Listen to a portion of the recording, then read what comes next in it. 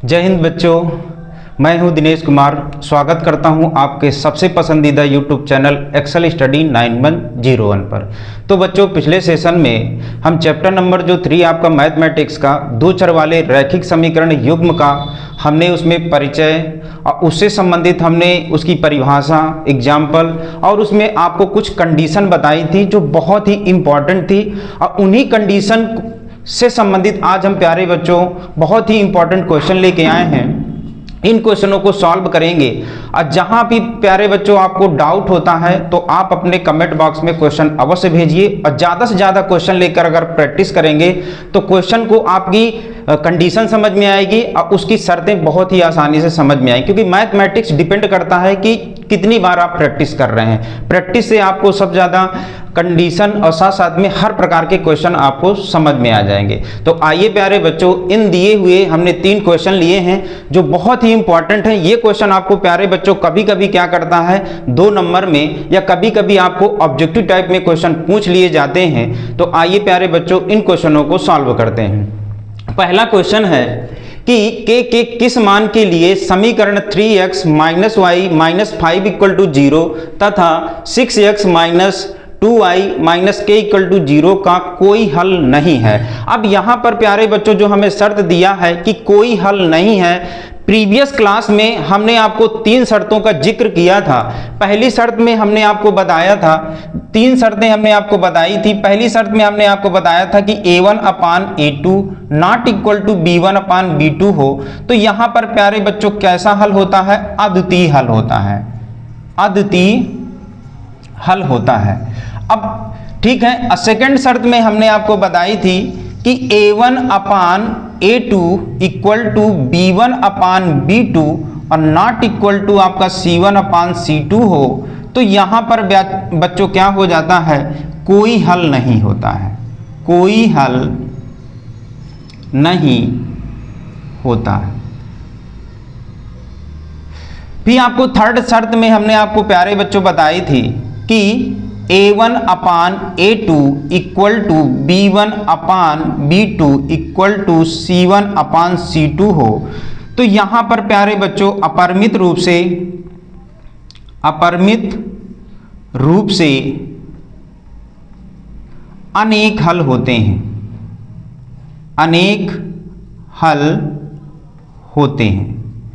तो इन शर्तों का जिक्र हमने प्यारे बच्चों प्रीवियस क्लास में किया था। वहां पर हमने ये बताया था कि 2 चर वाले रैखिक समीकरण का अगर मानक रूप दिया है तो 3 शर्तें आपको देखने को मिलेंगी।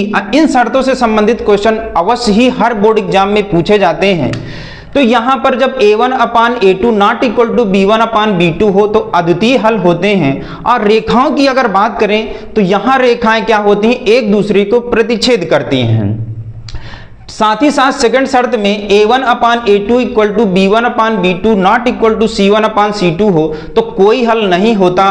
और साथ साथ में जो रेखाएं होती हैं प्यारे बच्चों, वो कैसी रेखाएं होती हैं? समांतर रेखाएं। समांतर रेखाएं एक दूसरे को कभी प्रतिच्छेद नहीं करती हैं। सेकंड शर्त में हमने आपको बताया था कि जब a1 upon a2 equal to b1 upon b2 equal to c1 upon c2 हो तो अपरिमित रूप से अनेक हल होंगे, या इसी को और भाषा में अगर बोले जाए, कभी कभी बोल देता अंततः अनेक हल होंगे।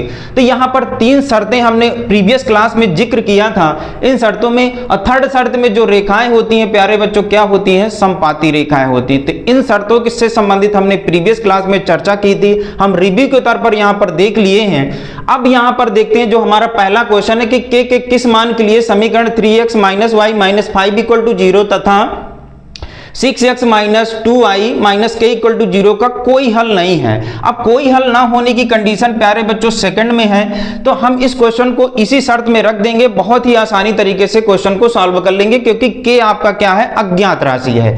तो क्वेश्चन नंबर फर्स्ट को सॉल्व करेंगे तो पहले हम तुलना करा लेंगे। तो दिए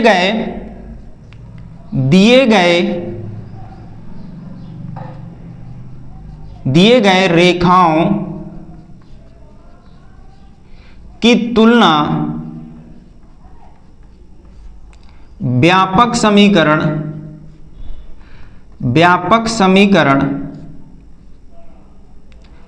a1x plus b1y plus c1 equal to 0 तथा a2x plus b2y plus c2 equal to 0 से करने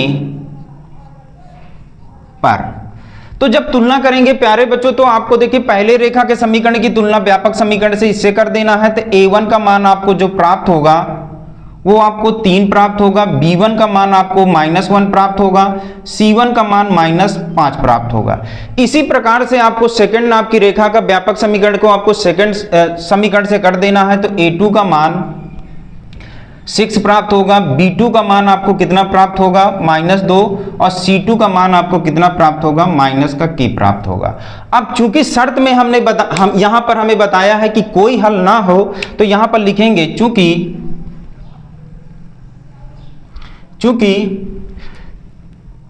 रेखाओं के कोई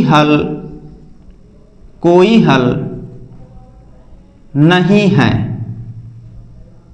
तो शर्त क्या होती है प्यारे बच्चों, a1 upon a2 equal to b1 upon b2 और not equal to c1 upon c2। अब यहां पर सबके मान रख देना है। a1 का मान प्यारे बच्चों क्या है 3 है, a2 का मान 6 है, b1 का मान आपका क्या है -1 है, b2 का मान क्या है -2 है और नॉट इक्वल टू c1 का मान -k, c2 का मान -k। Minus minus cancel out हो जाएगा।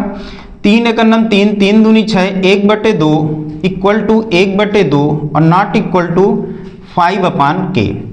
अगर k के सापेक्ष अगर मान निकालें तो k के सापेक्ष अगर मान निकालें तो हमारा यहाँ पर इस लास्ट वाले स्टेप को अगर ढक लें तो k का मान जो आपको प्राप्त होगा वो 5 दूनी 10, अर्थात यहाँ पर इसके कहने का मतलब ये है कि k का मान आपका 10 नहीं हो सकता है। अगर हम शर्त में रखें तो यहाँ पर अगर हम शर्त में k का मान रख देंगे तो यानी कि सभी बराबर हो जाएंगी। बराबर होने का मतलब है कि आपकी जो हमने तीसरी शर्त में बताई है अपरिमित रूप से क्या हो जाएंगे, अनेक हल हो जाएंगे।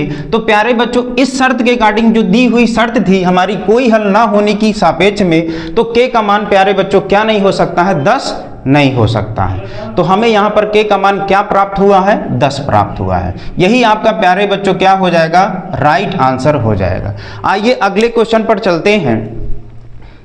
क्वेश्चन नंबर 2 क्या दिया है, यदि a plus B into X minus a minus B minus 3 into Y equal to 4a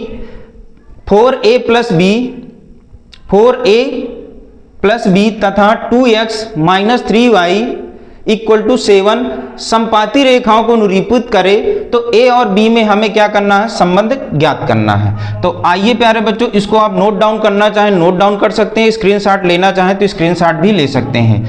हम क्या करते हैं, इसको इरेज कर देते हैं।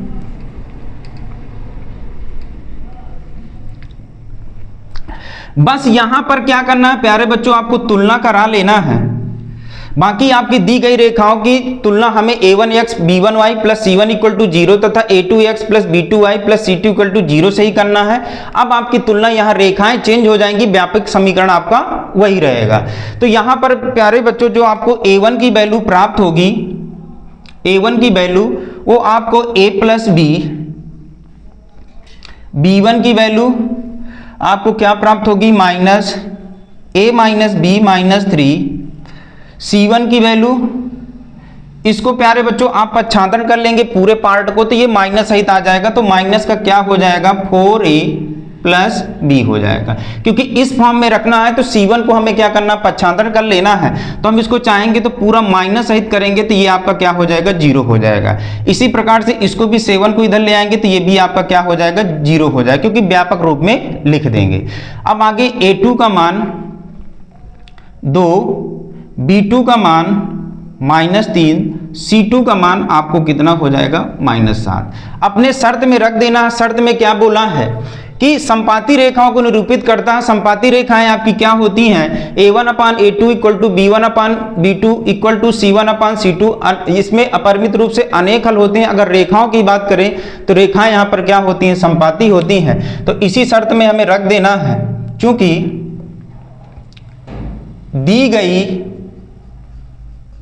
दी गई रेखाओं के संपाती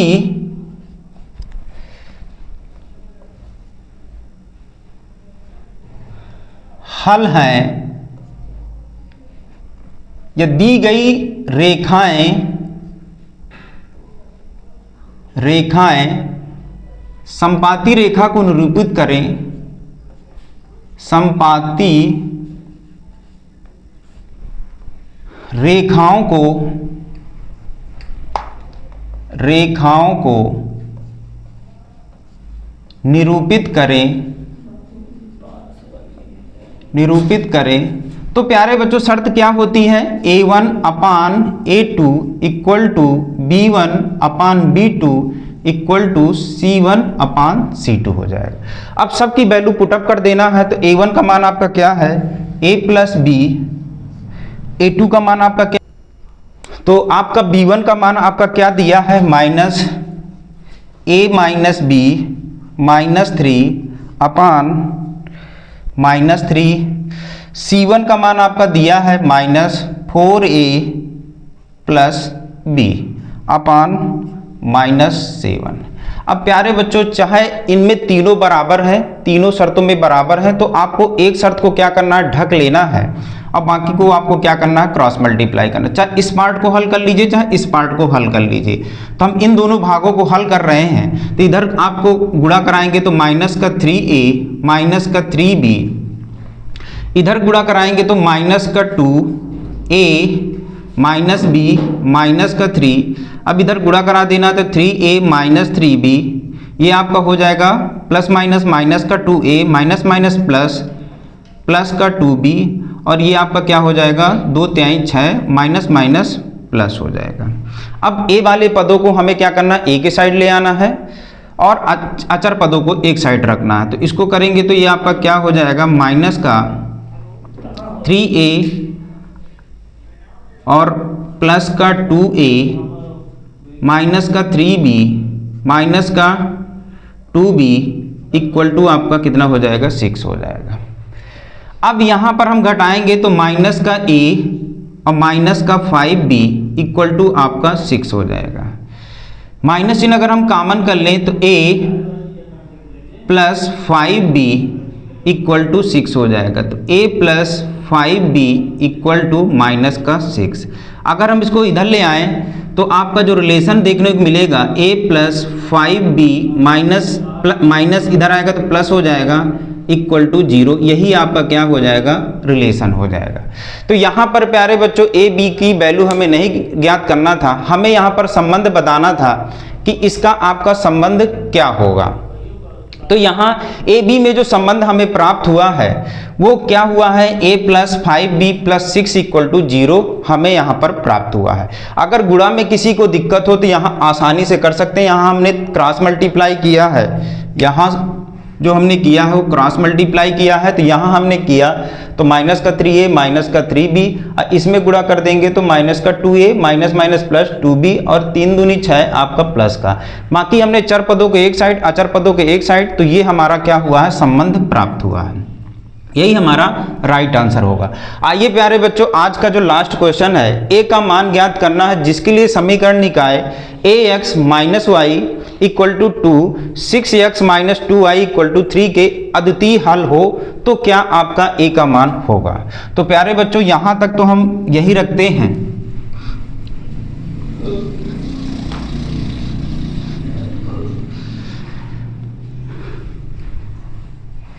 ये आपका क्या है क्वेश्चन नंबर 3 है। तो क्या करना है, इसमें रेखाओं के समीकरण दिए हैं, व्यापक समीकरण आपका वही रहेगा। व्यापक समीकरण से दी गई रेखाओं की तुलना कराएंगे तो प्यारे बच्चों a1 का मान आपको a प्राप्त होगा, b1 का मान आपको -1 प्राप्त होगा, c1 का मान इसको आप पक्षांतरण कर देंगे तो -2 प्राप्त होगा, तो -2 हो जाएगा।